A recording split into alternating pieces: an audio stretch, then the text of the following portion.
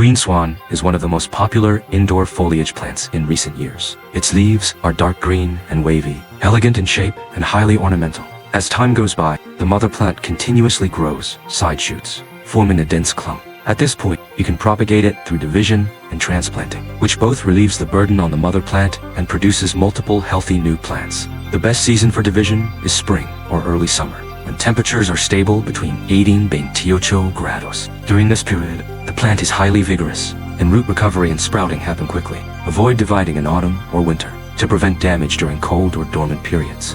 Removing from the pot, gently squeeze the sides of the pot to loosen the soil. Then turn it upside down and carefully lift the whole plant out. It helps not to water the day before, as slightly dry soil is easier to handle. Cleaning the roots, carefully remove excess old soil and straighten out the root structure. If the soil is compacted, rinse it with clean water to help loosen it. Dividing the plant.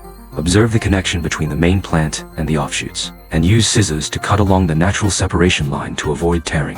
Make sure each divided plant retains 2 to 3 leaves and at least a small bunch of roots. If you encounter rotten, hollow, or black roots, prune them off as well. Planting into new pots. First, add a layer of clay pellets or small stones to the bottom of the pot for aeration. Then fill in half of the potting soil. Place the divided plant in and continue filling until the plant is stable, setting the roots and spraying water.